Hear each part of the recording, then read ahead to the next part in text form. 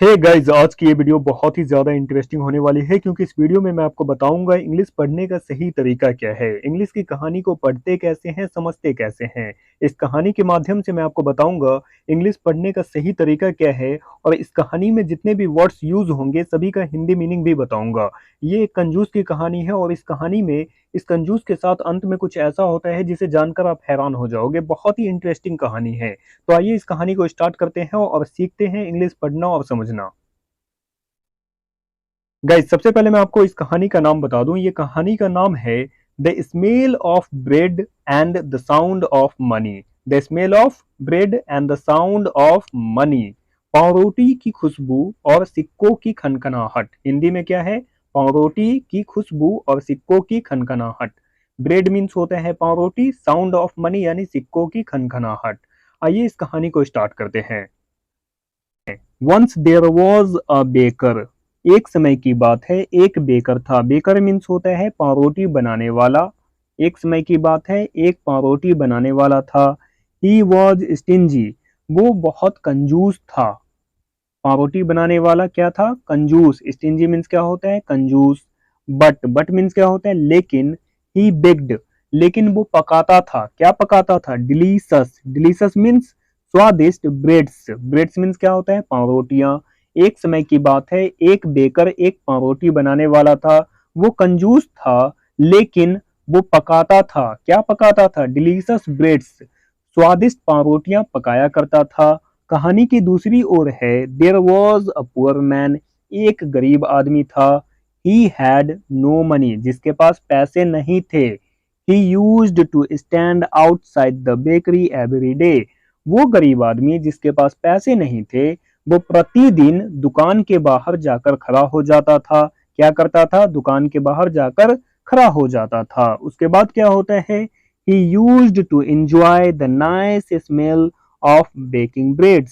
दुकान के बाहर खड़ा होकर जब पावरोटी पकती थी तो उससे अच्छी खुशबू निकलती थी, जिसका वो आनंद लिया करता था। एंजॉय मीन्स क्या होता है? आनंद लेना। जब ब्रेड पकती थी तो उससे खुशबू निकलती थी जिसका वो आनंद लिया करता था। अब आगे क्या होता है ये ध्यान से देखिएगा। The baker was angry with the poor man.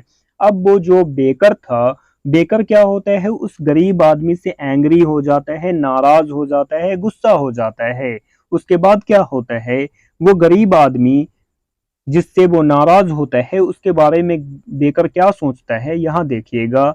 He felt. वो महसूस करता है that the poor man should have paid for smelling his breads.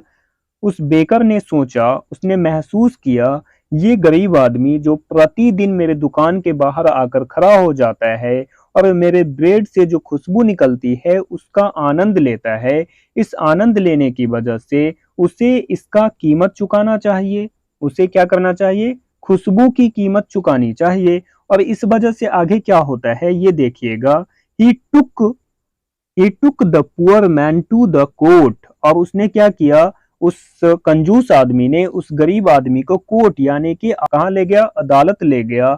अदालत ले जाने के बाद क्या होता है ध्यान से देखिएगा। द जज हर्ड द बेकर्स कंप्लेंट। उसके बाद क्या करता है? वो कंजूस आदमी, वो जो बेकर था, जज से क्या करता है? कंप्लेंट करता है यानी शिकायत करता है। इसके बाद क्या होता है? जज के जब कंप्लेंट करता है तो जज पेशेंटली यानी धीरज से उसकी शिकायत को सुनते हैं। सुनने के बाद क्या करते हैं यहाँ देखिएगा। He asked the poor man if he had any money. जज गरीब आदमी से पूछते हैं क्या तुम्हारे पास कोई पैसा है? तो गरीब आदमी क्या कहता है यहाँ देखिए। The poor man had only two small coins. उस गरीब आदमी के पास बस दो छोटे छोटे सिक्के थे। उसके बाद क्या है? ही गिव देम टू द जज। उस गरीब आदमी ने उन दोनों सिक्कों को जज को दे दिया। उसके बाद क्या होता है? The baker became happy. He thought that the जज would give them to him. और जैसे ही गरीब आदमी ने सिक्कों को जज को दिया, बेकर मन ही मन खुश हो गया। ये सोचकर खुश हो गया कि जज उन सिक्कों को उन्हें दे देंगे। लेकिन आगे क्या होता है ध्यान से देखिएगा। But the judge jingled the coins and gave them to the poor man। जज ने उन सिक्कों को लेने के बाद हाथों में खनखनाया और खनखनाने के बाद उस गरीब आदमी को वापस कर दिया। जज ने क्या किया? सिक्कों को खनखनाकर उस गरीब आदमी को वापस कर दिया। जिंगल्ड मीन्स क्या होता है? खनखनाना। इसके बाद क्या होता है? उसके बाद जज क्या कहते हैं, इसे ध्यान से सुनिएगा। He said that the price for the smell of the braids should be the sound of the money। उसके बाद जज कहते हैं ब्रेड की खुशबू की कीमत पैसों की यानी सिक्कों की खनखनाहट होनी चाहिए। क्या होनी चाहिए? पैसों की खनखनाहट होनी चाहिए। जज क्या कहते हैं? ब्रेड के खुशबू यानी पावरोटी की जो खुशबू है उसकी कीमत सिक्कों की खनखनाहट होनी चाहिए। दस मीन्स क्या होता है? इस प्रकार। द जज डिड प्रॉपर जस्टिस। और इस तरह से, इस प्रकार से जज ने सही न्याय किया। जस्टिस मीन्स क्या होता है? न्याय। अब आप मुझे बताओ, आप जज की जगह होते तो क्या करते? क्या कंजूस को अंत में सही सबक सिखाया गया? आप होते तो आपका क्या फैसला होता? तो आप मुझे कमेंट में बताओ।